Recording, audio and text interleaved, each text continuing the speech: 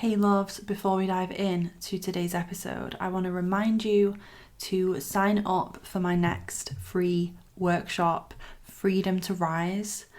This is going to be a 4-part workshop series at the end of March, starting on the 27th, and I'm going to be going live for 4 days. You will have access to the replay as well if you can't make it live.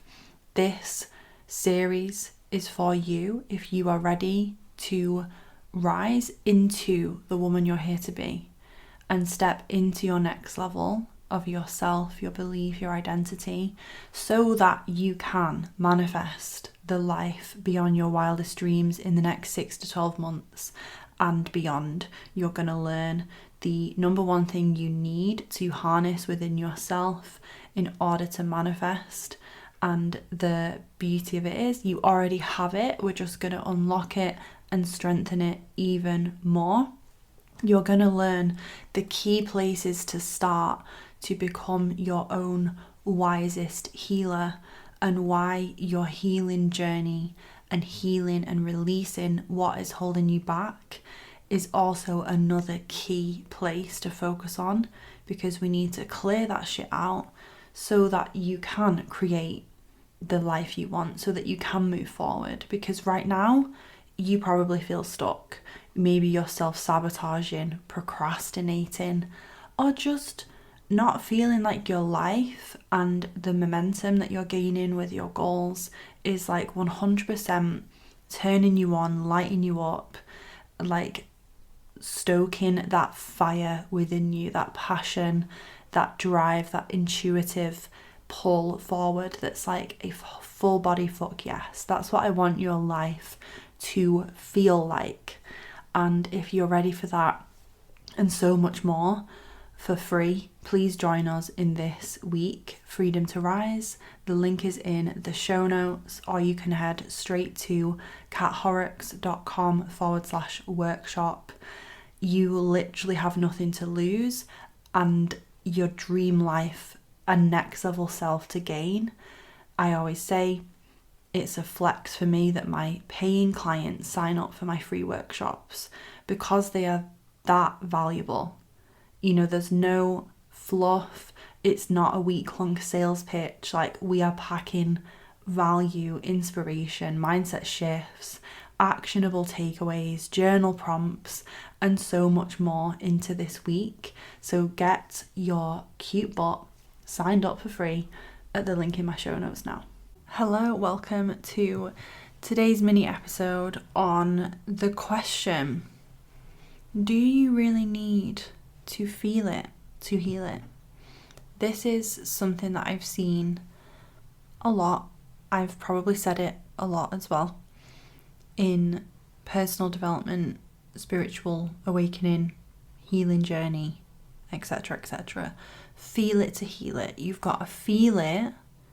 You've got to feel the pain, or feel the emotion, feel the anger, feel the sadness, feel the experience in order to heal it. Is that true? Let's get into it.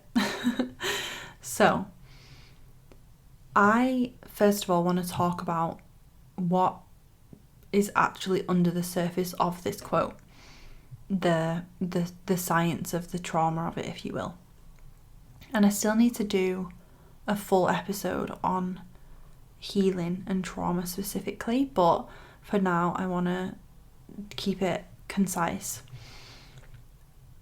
What people generally mean when they say feel it to heal it, is when something has happened to you, say you have a trigger, or you have a trauma, or you have a past experience that is keeping you stuck.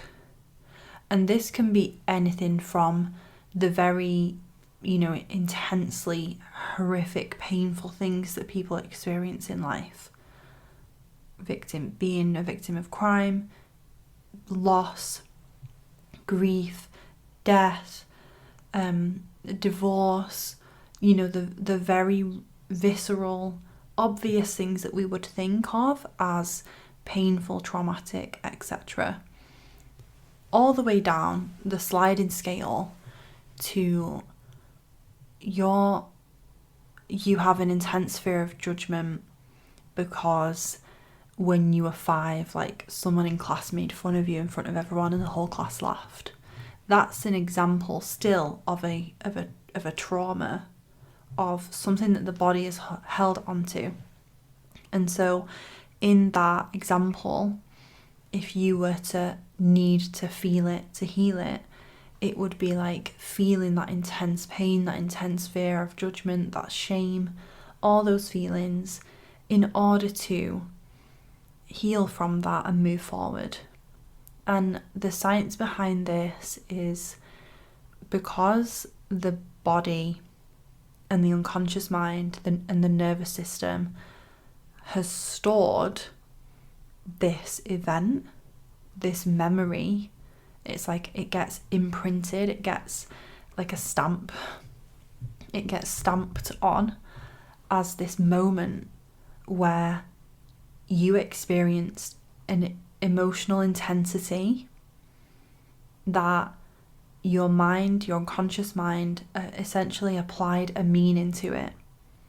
So let's say the meaning in that example is, it's not safe to be who I am. I'll be judged if I put myself out there and stand out. So the unconscious mind has created a meaning attached to that memory in order to try, in an effort to keep you safe from that happening again, from you experiencing that pain of that shame or embarrassment, humiliation again. And that fear will then have the knock-on impact on your behaviours as an adult, your beliefs, your actions, your openness.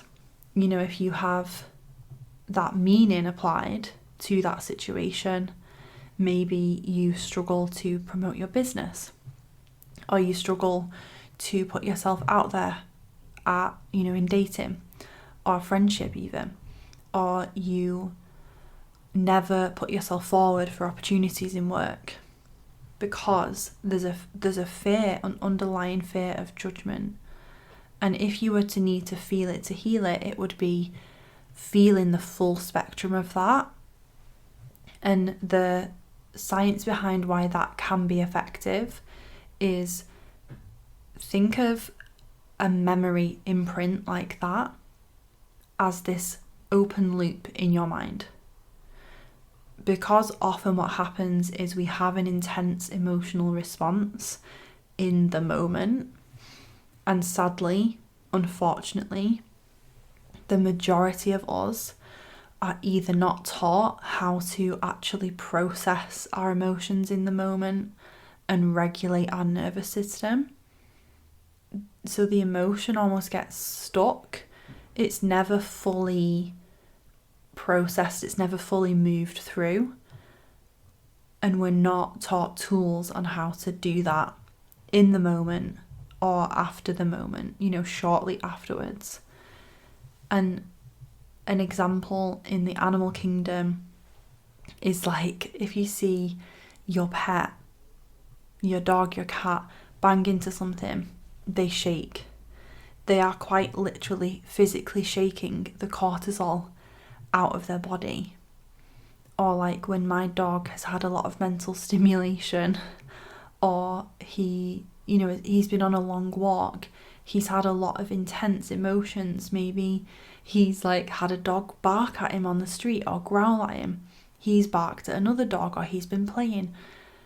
He is absolutely exhausted and needs to sleep. And when you sleep, like your brain is actually processing and healing from, it's like sorting through the things that you're experiencing. So there are examples of how biologically we're wired to process and ultimately heal and move on from a situation. But in modern society, from a very early age, we're actually taught the opposite. We're taught to suppress emotion. So say that child, if you resonate with that fear of judgment, say you were really upset, but you didn't have space in that classroom to cry, to be heard, to be felt, to be comforted, to be reassured, to be regulated in that way. And maybe you told a teacher, or maybe you went home and told your parents or caregivers, and they gave you like standard logical adult advice, which is, oh, it doesn't matter, they're just jealous, or oh, don't cry, like it's only something silly, like it's fine. And they maybe tried to explain away logically what was happening, but again didn't give you the space, the tools to really fully feel, and process the emotional response that you were having, the way you were experiencing shame or humiliation or fear or feeling unsafe in that moment. And when that happens, it's like the brain gets stuck with this tape repeating itself again and again. Almost like if you have like an old school tape player. Some of you won't even know what that even looks like, which makes me feel like I'm getting older, but I know many of you will. The tape is stuck and it's lagging and it keeps like going and it's trying to play and it's trying to move forward, but it can't quite get there because it's like something is jamming it, or there's a little nick in the tape that's keeping it looping that thing over and over again. And a trigger is essentially that. It's the brain has memorized a certain emotional response in response to something happening that reminds you of that old thing. And because you never fully process that old thing, it's stuck on that tape. And so the reason feel it to heal it cannot work for everyone is many people argue that to go back to a very, very significant emotional event would essentially re-traumatize you. So there are aspects of your unconscious mind, and the mind is so frigging clever because it's so wired for survival. Your unconscious mind can repress memories and can push things down or push them away in order to help you survive, in order to help you feel safe, because it's easier to survive if you forget something really horrific that's happened. And even like we said, it's a sliding scale, so this doesn't always need to be something that is objectively, very horrendous that's happened. It could be something like, I don't know, getting fired from a job, or a breakup, or something that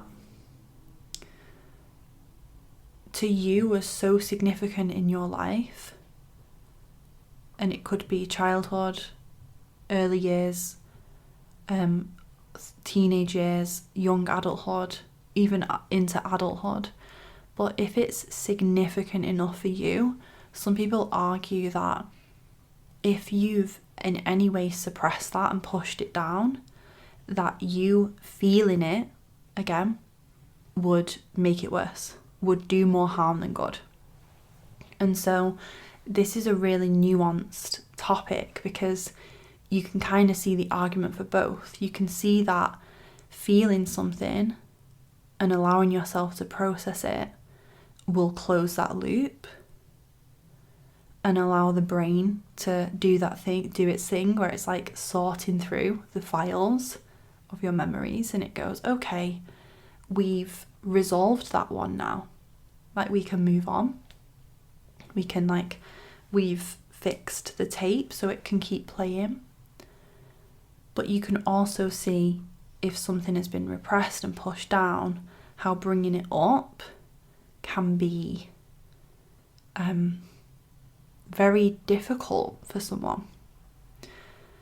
And so the answer from my perspective, of course, this is my perspective, my approach, because it really depends on what the individual needs. And you could go to one coach or one therapist or one healer, one practitioner, and they would have you fully feeling and really viscerally feeling the experience and going through it. But you could go to someone else and they would have you barely talking about it, and they'd be using completely unconscious ways of working where you're not even aware of what's happening. And my approach is very much somewhere in the middle, and it really depends on the individual and also, of course, the event itself. What I've found in my practice to be most effective is using things that are working on an unconscious level. So we're not logically making sense of what the tool is, what the toolkit we're using is. But at the same time, we are also working with the energy and the emotion. We're just using it and working with it in a less intense way. That, of course, depends on the person, because some people really do and will need to have a full feeling of breaking down, crying, fucking screaming, shouting, really, really viscerally feeling that. And God knows, I've been there. I've been in those journeys, right? I've been in those sessions where you need to let that shit out. And what I found to be most gentle for the nervous system is tools like NLP, hypnotherapy. My number one is EFT, because with EFT you get to feel it to heal it, and you are also at the same time sending very clear signals to your body and your nervous system that you are safe.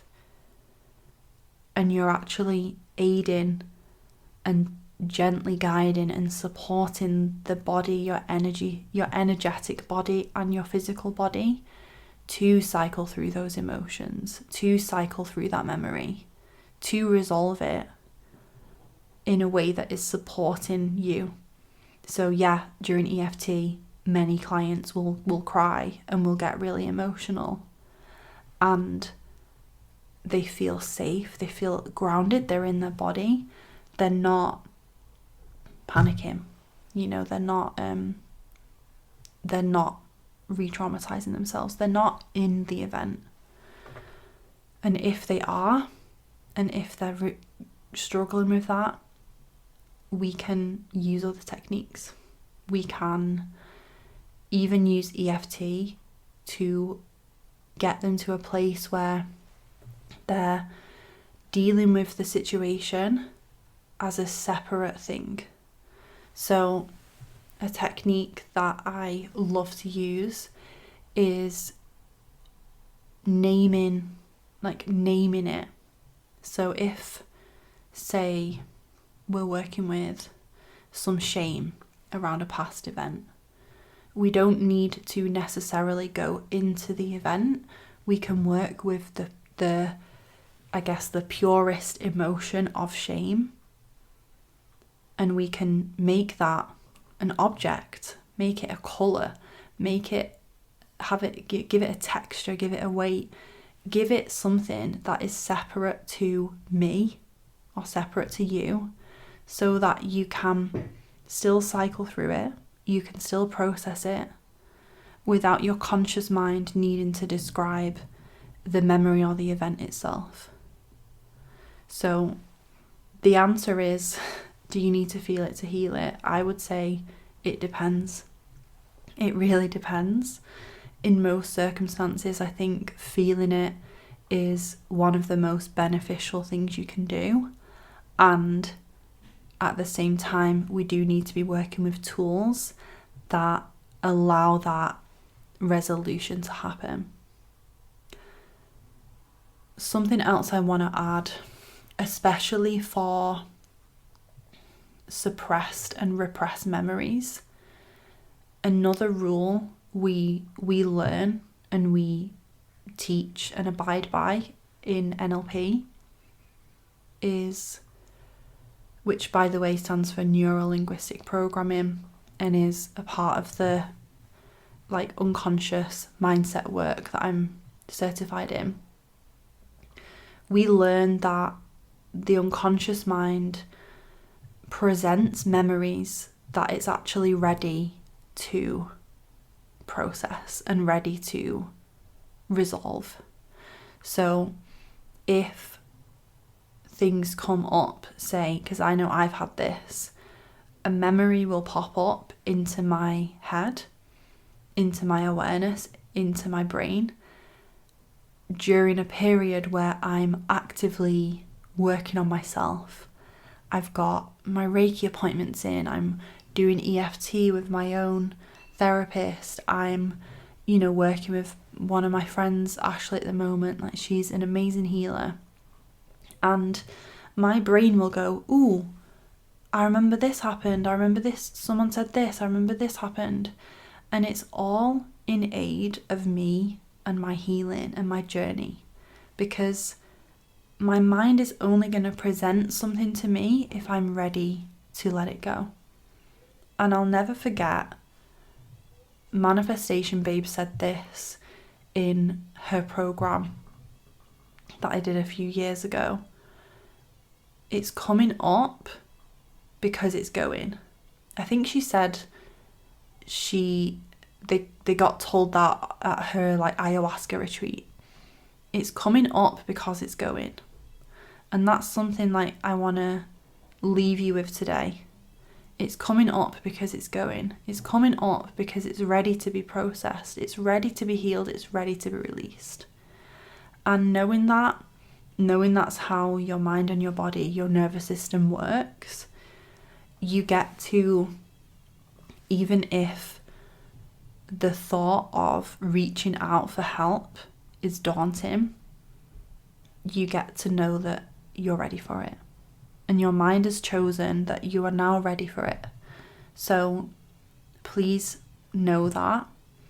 And if what I'm sharing feels like the next step for you, please get in touch and consider us working together on this, because I would love to support you. There's so many ways that I can support you. I'll link below I've made this page on my website called Programs, where it'll just have everything that's on offer, including dates. For this specifically, the deeper work, if you will, I think my event in May is going to be incredible. My group program, Next Level You, is going to be fantastic. But ultimately, if you really want that bespoke guided work with this, one-to-one is where it's at.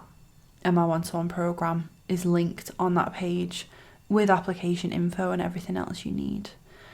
That being said, if you have any questions, if you want to get in touch just to say, thank you, resonated with this was helpful, that would be amazing. And also if you have questions like, this is my situation, what do you think would be right for me? I get those questions a lot and I really invite them, because I'm more than happy to give you my perspective, but also ultimately guide you to trust your gut, trust your intuition on what feels right for you, for your next steps, for you to take your personal spiritual growth, healing, etc. to the next level. So check out that link in the show notes. And if you are not already signed up for my free workshop, Freedom to Rise, it is starting very soon on the 27th of March. It's totally free to sign up. I would love love to have you. And I'll see you in there, and I'll see you in my next episode.